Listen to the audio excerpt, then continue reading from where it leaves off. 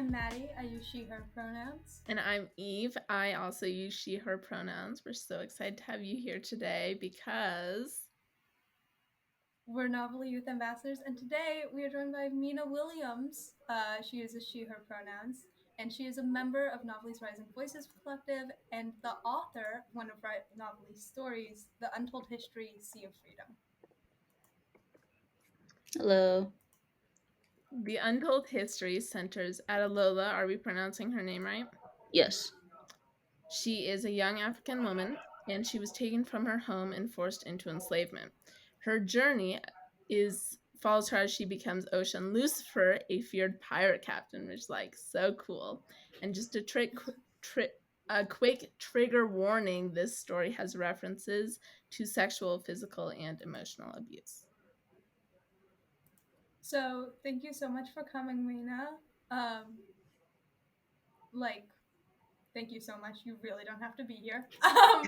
But your story was so cool. By the way, I still have no idea how people write fiction, especially historical fiction. And it was so interesting to me because I've never really seen historical fiction written from the perspective of people of color. Like most of the historical fiction I've seen and I've heard of has always been from a white perspective, especially surrounding stuff like slavery and all these things where really should be about the people being affected.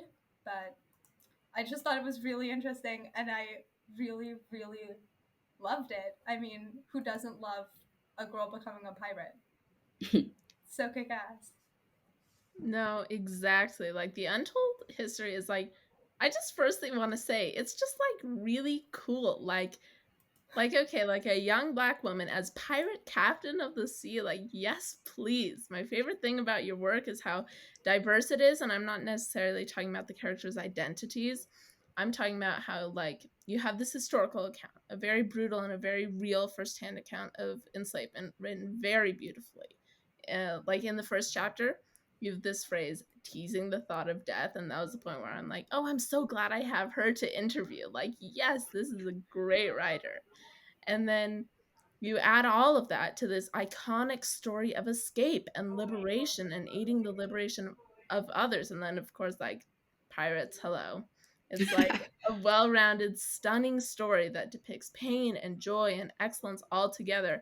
And especially of a black woman, which is obviously much more rare in the media. Like, it's just incredible. Yeah, thank you.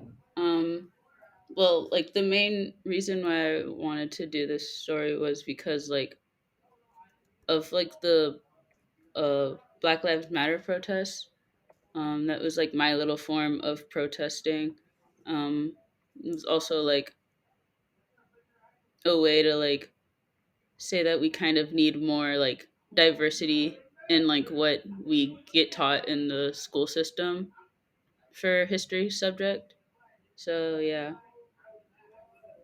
No, absolutely. Like the school system's like perspective on history, it's so insane to me that in so many so few of the books we read and are even given to us in libraries, like all those books that are, I don't know if you've seen them, but it's like a like kids telling what it was like at like Pearl Harbor, or kids telling what it was like at like all these like big historical events. It's always white kids at like predominantly like Western media events, you know what I mean?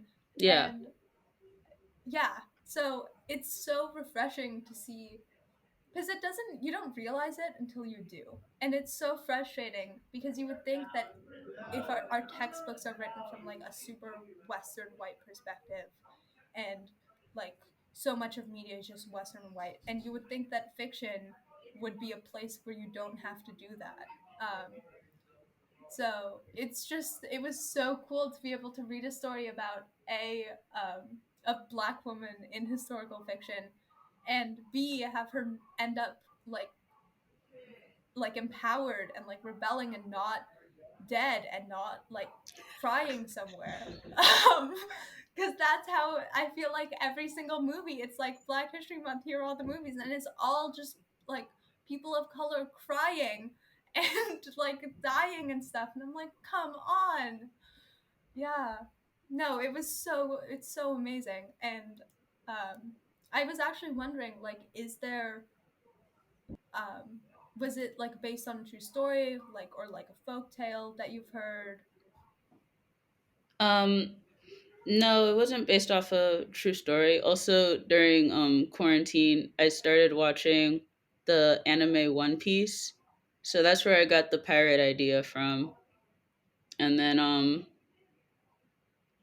I was looking up a name for her pirate identity, and I came across the name Oshun, which is the name of a Nigerian water goddess. So I thought that would be really cool to have as her name. And then, like, also, like, it's mentioned in the story, like, as when the slave catchers are, like, um, searching for her, they call her the devil.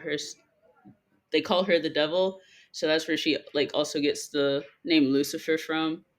So it's not from any, like, one particular thing. It's just like an amalgamation of things that I've, like, looked for and seen. I love it. I think it reflects, like, sorry. Eve, you were trying to say something. You're on mute. Perfect. Thank you. I just want to reemphasize how much I love technology. I love that. That is so cool. And I didn't know that about Ocean. That's really nice. Is Adelola Nigerian? Yes, they're both names from the Yoruba. I don't want to, like, mess it up. Yoruba clan. Yeah. Oh my gosh, that's so cool. I didn't know that. And talking about like Black Lives Matter protests and how you talked about how that was an inspiring force behind this story, that actually segues really nicely into my question. I was since they inspired you to both write and share this story, and also that you hope to spread awareness to be strong in the face of danger. What I think is a really important sentiment. And so my question is like, how much of this story is based on your experience, not literally of course, but like in terms of symbols and themes with racism and misogyny and liberation, and like more specifically, how have these experiences inspired Adelola's, and alternately, how has Adelola inspired you? Hmm. Well, writing this story in general has, like, kind of, like, encouraged me to, like, write a series. Um, Thinking about doing another historical fiction based on a black woman, but this time, instead of, like, during, like, slavery, it's during civil rights. And so I'm kind of excited for that. That's how the story has inspired me to continue writing, like, based off of, like, this theme. What was the other part of that question? I was wondering about how your experiences have inspired Adelola's and how Adelola has possibly inspired you. Okay. My experiences, well, um I know, like, a lot of, like, the history courses that I've been in, specifically the IB courses and AP courses. Like, it's, like, very Eurocentric, and the only time, like, we don't go into, like, the Eurocentrism is if it's, like, the World Wars or the Vietnam War, but it's still very, like, boxed in. Don't really, like, explore anything else really. So it was a way to explore, like, more topics and stuff like that. If that answers the question.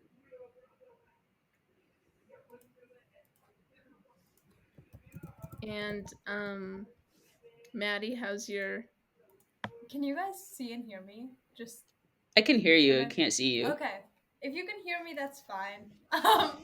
We'll burn that bridge when we come to it. But Yeah, I mean, my question's kind of related to Eve's, but one of the major themes of the story that I noticed was, again, resilience, right? Resilience through hardship, and then also how Adelola like clung onto her identity and like stayed strong in her culture and her beliefs like throughout the story, to the point where even when she's the pirate captain, right, she still keeps her like the reference to her Nigerian culture in her name. And I was just wondering, like, as a young woman of color, how do you maintain like strength in your identity when you're, you know, facing rough situations, when you're facing prejudice? How does and like yeah, that's my question. That's my question. I can't add anything onto it. How do I face How do you prejudice? Is how do that the you main stay question? strong in your identity Okay. when you're like facing hard situations or rooms of people who are just kind of horrifying? Um, hmm. I've not really thought of that. I guess I I know. I'm just so sorry. I guess I just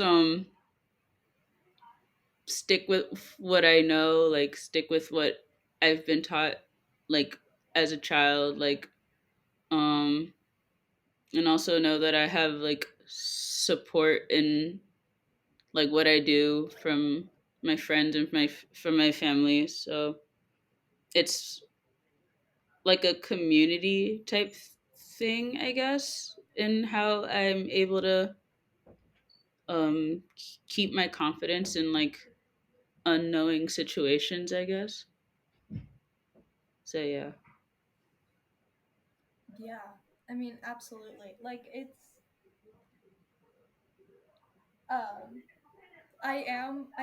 I'm Asian, but I'm also extremely white presenting, so my experience is nothing compared to so many other people. But it's I think community is a large part of it. Like knowing that you have people who are on your side and people that you can just like rant to. You can like be in this room and you can be like, God, this is horrible. But afterwards, I'm gonna have such a good time telling my friends about how horrible it was, Mhm. um, and stuff like that. Because sometimes it's just like, wow, I cannot believe that people actually have the audacity to say these things to me.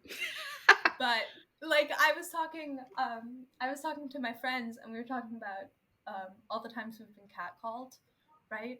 And one of my friends told us that she was once catcalled by a guy on a bike who was using one of those bike bells on the handlebars and he was going ding Ooh. ding ding ding. And I swear, and she was like, it was horrible, but God, it feels so good to talk about it now. Because how ridiculous do you have to be to do something like that? Um, you know?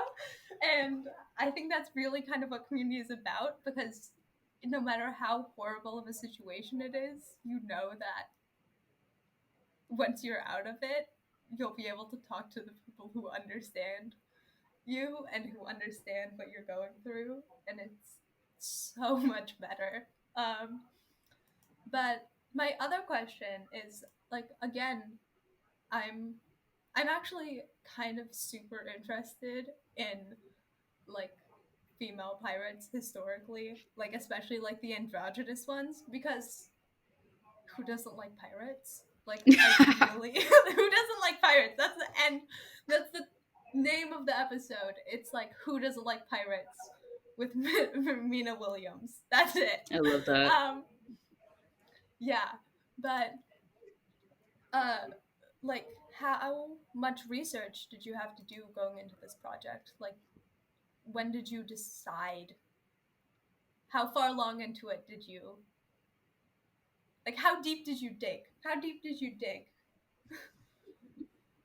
How deep did I dig? How yeah, how much research? How much that's a I sorry. How much research did you put into this project? Mm, I did. a pretty good amount of research in like the slavery aspect of it, because I really did want to get like the the grit of it. I didn't want like the whitewashed version of it, because there's so much of that. Mhm. Um, and then I wish I did. Now that you're talking about it, who doesn't like pirates? I wish I dug a little bit more deeper into the history of pirates, but I feel like she has a like a good representation of it. I hope she does. Um, but yeah, and I also wish I kind of like went more into like her like culture as a Nigerian woman, because I really only like looked up the names that I would use for her and like what they meant. But yeah. I mean, there's always room for a sequel, an extended edition, the Untold Story Yes, 2, please. C2 Freedom. Like, can I submit a formal request right now? Please, Yes, everyone, put everyone all of your listening. projects down. Put all of the like this is all you're just gonna rewrite. You know those kids books I was talking about where it's like historical fiction? You're just gonna rewrite all of those and there's gonna be a whole series like of just kick-ass pirates. Like that's it. That's it. Um which by the way I would totally read more of. But yeah, no, I mean, I think you really did. Again, trigger warning, because if you do decide to read the story, because it does get gritty, you know. And it is. I think you did a really good job at keeping it from being whitewashed, because a lot of times, you know, since it's a shameful part of U.S. history, and they should be ashamed because it was really fucked up. Um, Oh, so we but can curse on this podcast. If we can, Amber, if we can, our producer, I'm sorry if we can't. Now we can't. No, if we can't, I don't know if we have bleeping options. Maybe I should get a personal bleeping thing. If we can, Amber's not saying anything right now, so I guess we can cuss. Let's keep it. I shouldn't have just dropped an F bomb, but it happened. So that's done. That's happened. Amber, I may have cussed just a tad, but it's fine. You'll see it later. Okay. She said it's fine. We're good. What was I gonna say? Right. No. A lot of times I feel like white people try to downplay what slavery was and how cruel it was, either out of just fear, I from out of their own embarrassment, which they should be embarrassed. Be embarrassed. You gotta own up to it. I know you didn't do it, but we all have to own up to what our ancestors did and take that and know that that happened.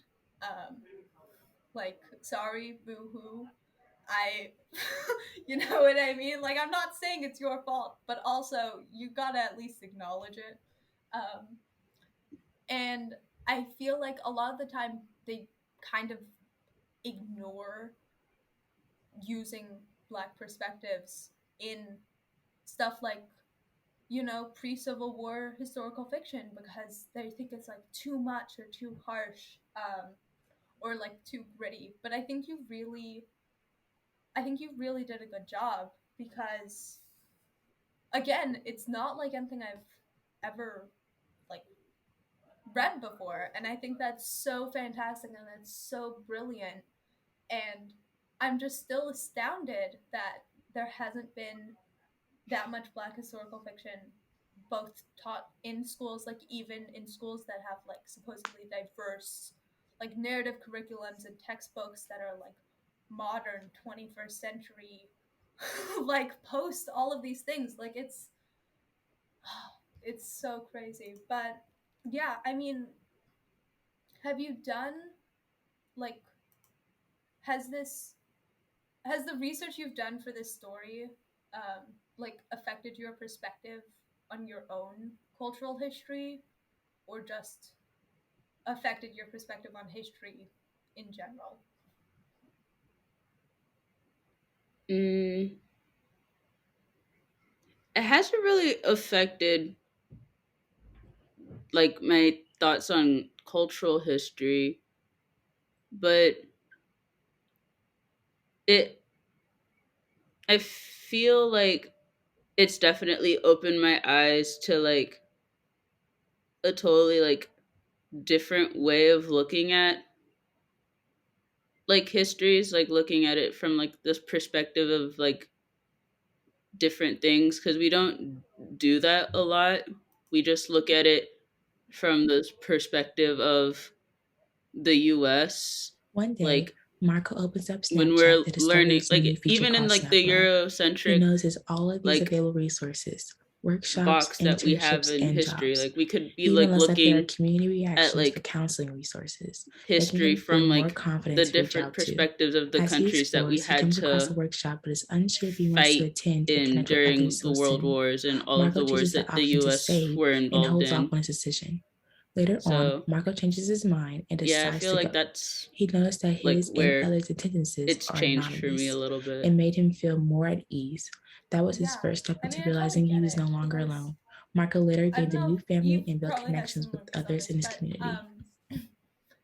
like during AP, since most high school students take AP history classes, I feel like so much of the history I'm learning is just like fast and apathetic, and some we started learning about World War I and I was like, wow, like you are treating this like it wasn't an actual event. Like everybody is sitting in this room acting like this wasn't an actual thing that happened. And the millions of people isn't like an actual like body count. Like it's just like a statistic from like a simulation we ran 2 minutes ago. Um, and the other thing is, yeah, I mean, it's absolutely right. Because so many times, like, you know that thing that people say about like history being told from like the winner's perspective? It's like, Yeah.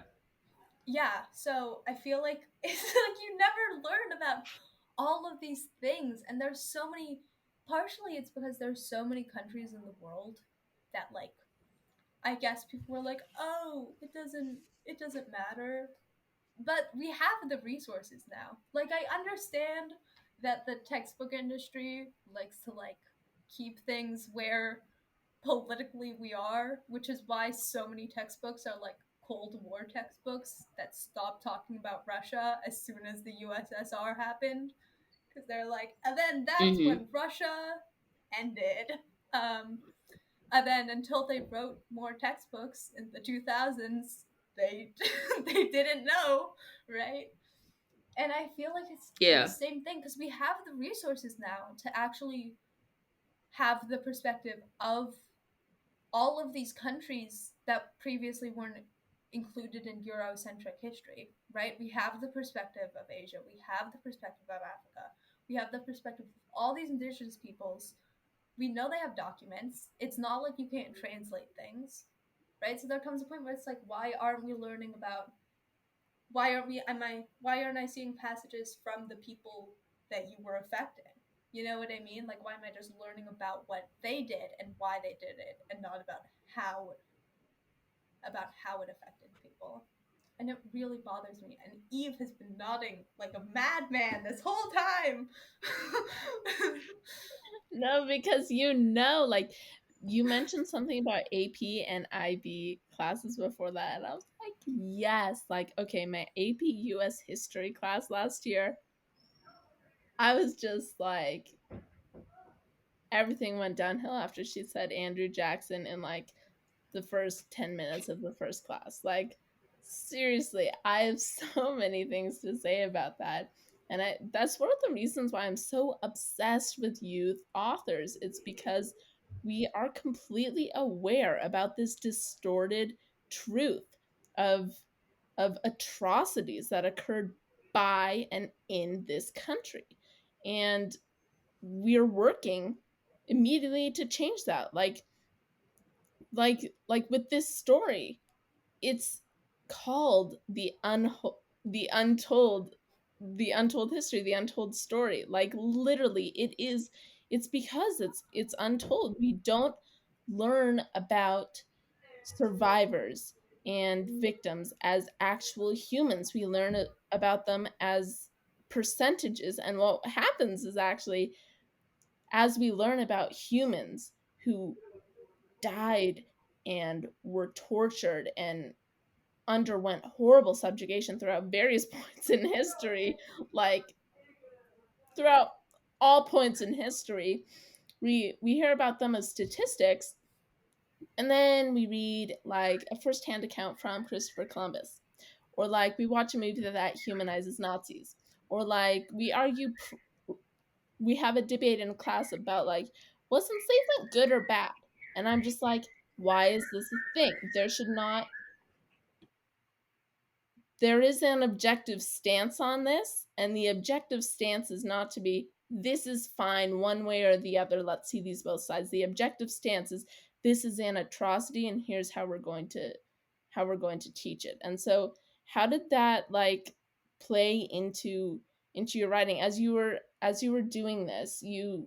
We've talked a lot about how you were inspired by Black Lives Matter protests. And was this story something that had been on your mind a while, perhaps like from something that you learned in school, or was this something that like what specifically about the Black Lives movement and protests was inspiring to you? Mm, I mean, I guess like you were saying, like we don't really like learn a lot about like things from like the victim's perspective and all that stuff. And like it reminded me of like how like in elementary schools, like you only really learned about those like few people like during like a certain like history month and stuff like that. And like Black History Month was literally only Martin Luther King, Malcolm X, Jackie Robinson, Harriet Tubman, and Frederick Douglass. It was nobody else. Like you learned about nobody else, but like there's so many other people that we could be talking about that we don't get to hear from. And like that's like also what like the protest was like also kind of doing, because like it wasn't just um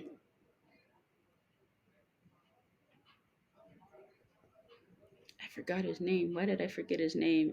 I had it in my brain. George Floyd, But like it wasn't just, Robert. yes, George Floyd. It wasn't just George Floyd. It was like every other person that we didn't talk about on the news when they were wrongfully gunned down for something that they didn't even do.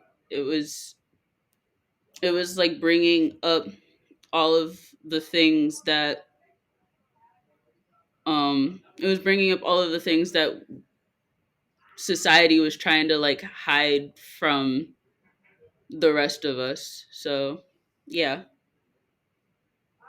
I love No, that. I want to you're write that quote down. All of those things that society wants to hide from us. Like, yes, Maddie, go ahead. I this think is I this talked is over why you. you're the writer. Oh my god.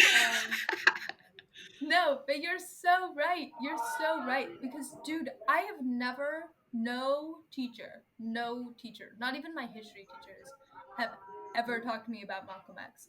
And because it's never included in the curriculum, which, might I add, is most definitely on purpose by the government.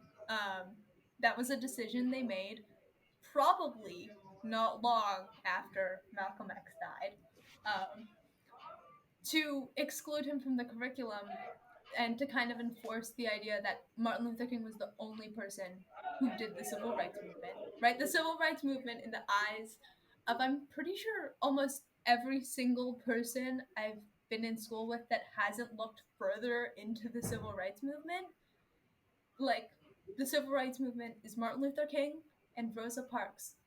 And then that was it. And then it magically, civil rights were given, right? Which is so bogus. And it sucks that you have to get to junior year of high school to when they finally teach you US history to learn that, right? And it's not even that, because it happens.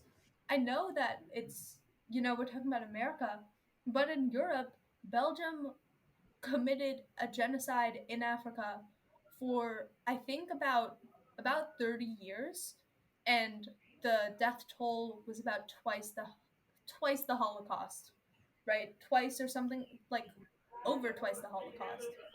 And literally it wasn't talked about until about 2000, or 1999, like something like that.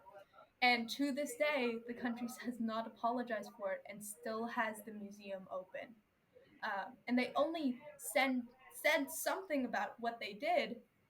And I understand that it was the 1800s, but when you kill twice the people as the Holocaust, and that's about over 10 million people. I think the estimate is like 10 to 12, right? And you don't acknowledge it, and then you acknowledge it because of the Black Lives Matter movement, and you refuse to acknowledge the role of the guy who led it. It's just amazing to me how much people can pick and choose which parts of history and which parts, and like which individuals to represent, especially when it's not even recognizing the whole movement. You know what I mean? Like, when we talk about the civil rights movement, we don't talk about it. Like, we don't talk about it. Like, it's like, okay, and then this happened, and then they show a clip on, like, segregation or something, and then we watch the I Have a Dream speech for the 6th time since 2nd grade. And look, it's a great speech. It's a great speech, but there's there's gotta be something else you guys can teach me. Like, it's so frustrating because, look, I love Martin Luther King, but there were other people in that civil rights movement. There are other people in that period. There were other people after that period, because we know that racism didn't end. Racism didn't end after the I Have a Dream speech. You can't just show me that and be like, and then they lived happily ever after. Now let's talk about, like, no, let's talk about, like, the Kennedys or whatever the hell they want. Oh, it's just, you make such a good point about it, and that's why it's so, yeah. I mean, just history, just the white perspectives on history, just keep on going. Ugh. Go ahead, Eve. I know you want to talk. Hot take, I don't think oppressors should be ever telling history. Ever. Ever. Like, literally. Ever. No. Like, I mean, I even don't care if they're trained on one of those DEI curriculums. Like, oppressors should not be telling history. Facts. It's no, not. if It's we not ask accurate. the bias, hate to get all AP class on you, but if we source analyze our textbooks, you think we can't find internal bias in every single page? I was even talking to my dad, and he's British, right? And I was like, my teachers, like, talked about how America saved England's ass in World War One, and he's like, y'all didn't, and he's like, you guys didn't save our, and he's like, the English think you guys were, like, horrible during World War One because your soldiers couldn't fight. If anything, it was the Australians who did great in World War One. I'm like, see, like, that's like the perfect example, because you do realize everybody has bias. Everybody has bias on all of these people's, on, like, what happened, right? Because every country decided to nationalize their education for propaganda reasons, obviously. But in that process, we decided we're gonna make ourselves look the best. And I swear, if we asked all of these countries what their history says, right? What their history, like what they know, it would be so much more conclusive because I wouldn't even mind learning the white perspective as long as I learned the perspective of the other people. You know what I mean? Like, I can't keep on learning about what the white people thought they thought because that's just so frustrating to me. Or like what the white people want you to think they thought because it's just never ending, honestly. And it's never going to change unless we finally like go, that's it. Like, no, we're writing another textbook. We're making historical fiction about kick-ass female pirates, like about kick-ass like freed slave pirates who are just, yeah. I mean, and also don't even get me started on the fact that almost none of the historical figures we learn about are women, even though women have been around for the entire time. But whatever, whatever. No, exactly. And I actually had a question about like one of those modern tools, specifically like reclamation. Like, I don't know if you've heard this, but I've definitely heard, um, if we want to reclaim like the N word or the K word or like the C word or any of these slurs, everyone should use it, not just the marginalized group. To which I'm like, excuse me. Mm-mm. Like, Ah, Mm-mm. exact. Thank you. See, this is why I love that's novel very because I can bold. see things and be surrounded by common sense. And you have this in your story. I noticed that like one of the main settings is the ship, which is like obvious during enslavement. But it's really interesting to me how Adelola returns to the ship as like this feared and legendary pirate captain. And it seems to me as the story develops that she's taking back and reclaiming tools that have been taken from her, like how her real name was taken from her and the name Samantha was forced onto her. And now she uses a different name when she's escaped, but she chooses her name. It's something that's a part of her freedom, whereas Samantha was something that was part of her enslavement. Reclamation is a really important theme in this story that I loved, and I'm curious as to how reclamation is important to you. Like, do you practice reclamation? How is that significant to your life? And then, like, of course, opinions on reclamation, because I'm sure you have things to say about like those gross examples I just provided. Is it bad that I didn't even notice that I was using that in my story? No, I think that's so That's cool. it's Like, you just use it. It just you seems just so know. natural. You I just think that is, know. no, that is like 1,000 times more iconic. Hey, dude, it doesn't matter because now you've used some like symbolic and powerful theme without even knowing. So, you know what? It's a win. It's a win. And also, we can pretend like you meant it all along. We can pretend like this never happened. um, But- yeah, we may have read a bit into your story, like further than you thought people would. But I'm gonna let you answer Eve's actual question about reclamation, and how it's significant to you. okay. Um, like the whole like in order to like reclaim the N word and all of those other slurs thing that I don't. Mm-mm. It's not a thing we should do. If the people who used to be called that slur use it, but they use it, but like we don't mean it in like the way that back then like our oppressors used it. Like to them, it was their way of like separating themselves from us and also like trying to like pushes down, but we're using it in a different term, and it's I don't think like it should be like I don't think you should try to like have everybody say it now because it's like it to make it feel normal. Like it's not gonna feel normal. Like I'm not gonna like go up to like one of my Hispanic friends and be like, "Hey, I'm like this much Cuban. You should let me say the Hispanic slur." I'm not gonna do that. Like Mhm. that's not. It's not. It's not right. The audacity of some people astounds me every day, because hot take don't say slurs that were used against marginalized groups for hundreds if not thousands of years is just the hot take that is don't use slurs. Don't say slurs for marginalized groups you're not a part of. Mm.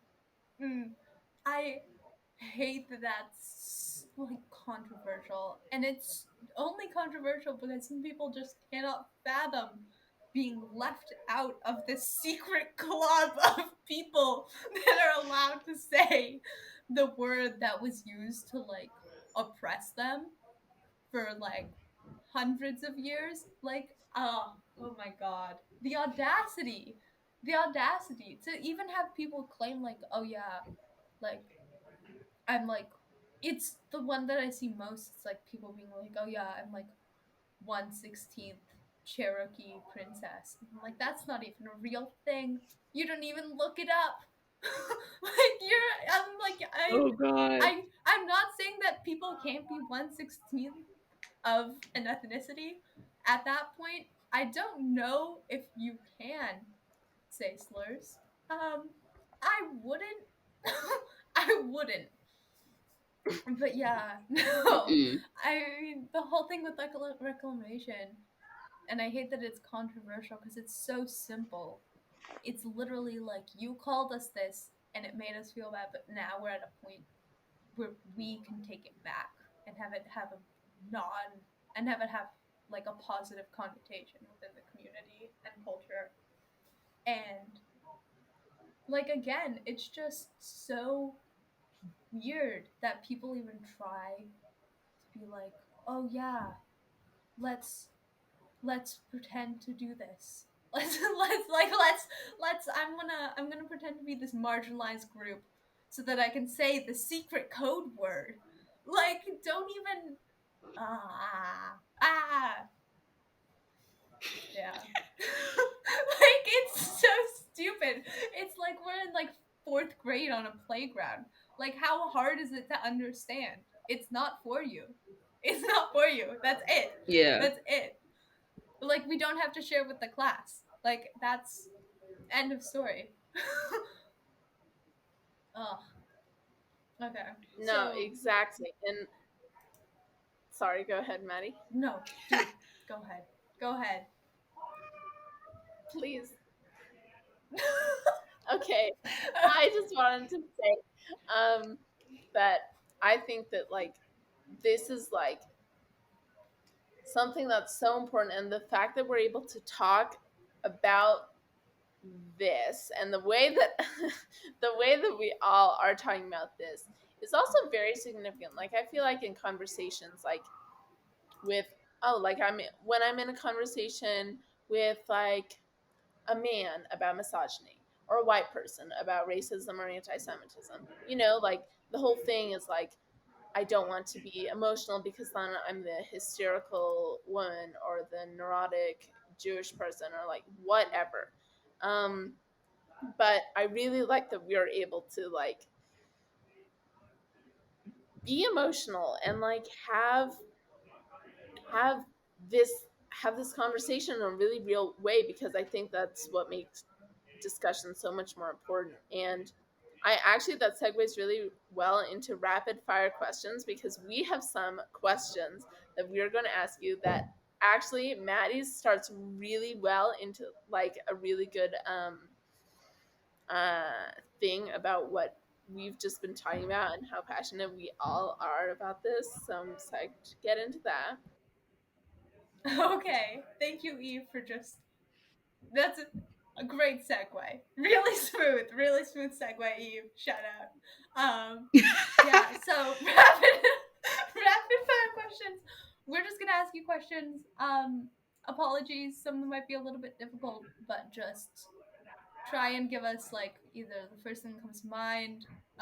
You can elaborate if you really can't think of anything, but think of it Okay. again, AP class. You just gotta claim and then back it up with whatever you can think. The first question is, if you were teaching a lecture series, what would it be about? A lecture what? A lecture series. Like if you were lecturing in like a big hall, and it could be about something stupid. It could even be about like the like details they put into like a season of One Piece. like like what could you just lecture about?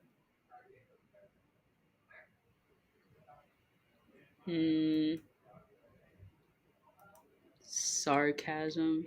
Pretty good at that. It's just, did you ever see that SNL bit where they got Chandler from Friends to like teach a fake community college class?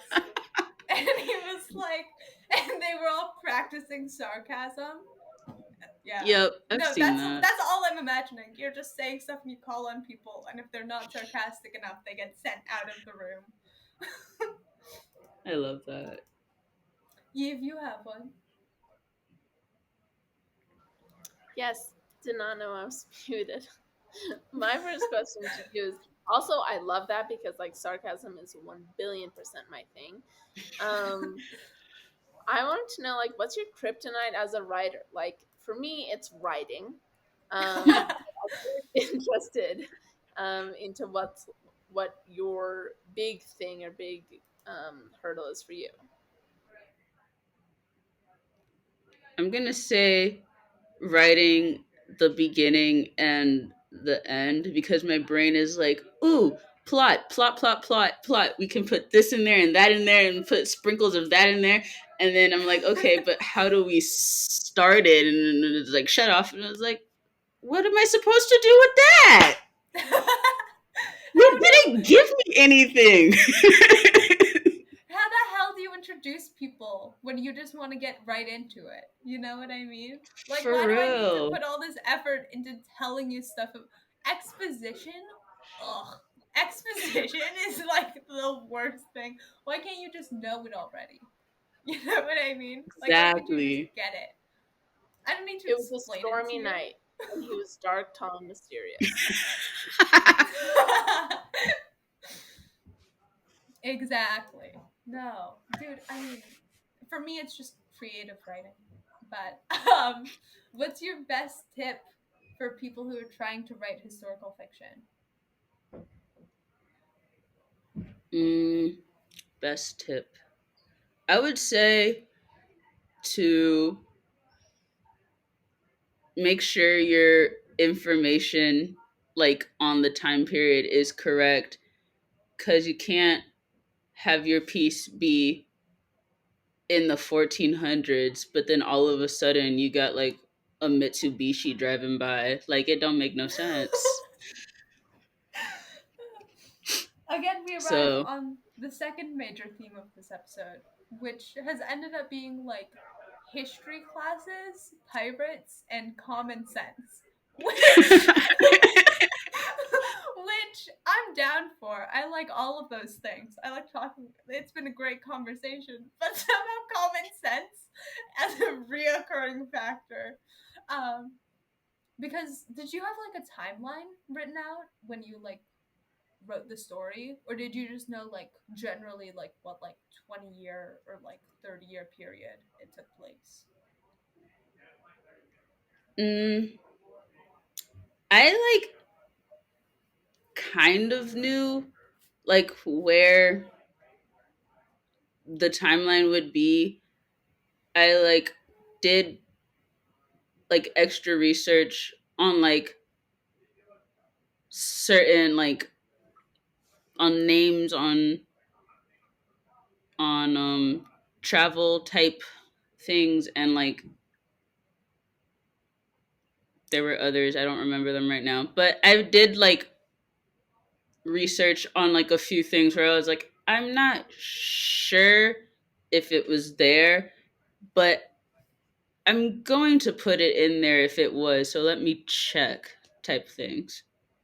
Yeah, I mean, if it helps, very, very few people know enough and care enough to send you an angry email being like, you got this wrong. You wouldn't have been on that kind of pirate ship. You're a hack. You're a lousy writer. You're a fake.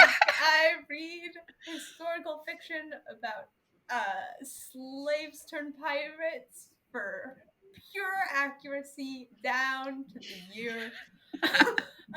They wouldn't have been able to wear that. She wouldn't have been able to get that hat. Stuff like that. If I really doubt that that's gonna happen. If it does after this episode comes out, then I mean, congratulations! You got yourself a fan. You got yourself your first hate mail. Big steps as a writer. Great publicity. You know what I mean? Haters gonna hate. Um, yeah, and then I think Eve has another rapid fire. Yes, my rapid fire question to you is, and actually, I'm going to listen to your answer too, because I want any possible advice from you. You are such an incredible writer. What would you tell like your younger writer self? What would I tell my younger writer self?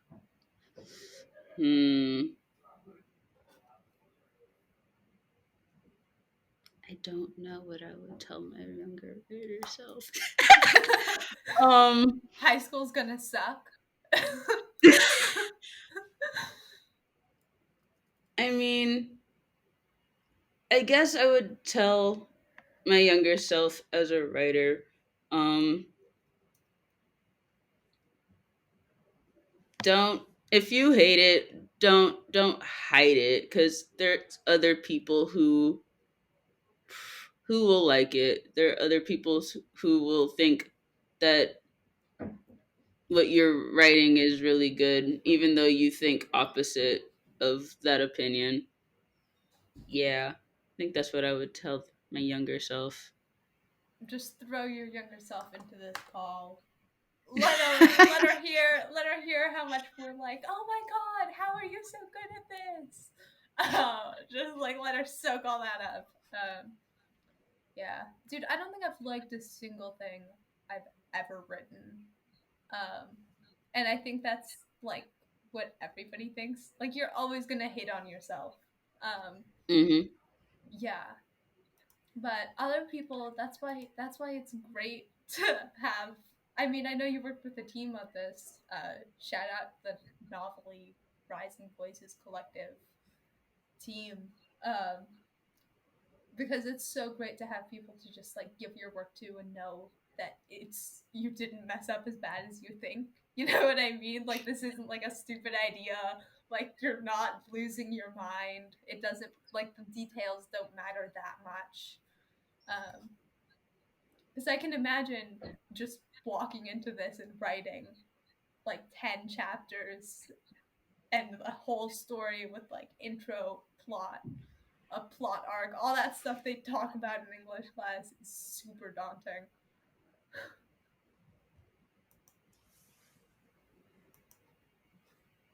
But that was our last super quick question. So that was our last rapid fire question. So I forgot the name of our own segment. Wow. Okay. So thank you so much, Mena, for being here. If you guys are interested in Mena's stories, if you guys like pirates and historical fiction about non-white people written by non-white people, I highly recommend you check it out. It's called The Untold History, Sea of Freedom. It's on novella.org. And then Mena, if you have anything you want to say, anything you wanna plug, if you're working on anything else.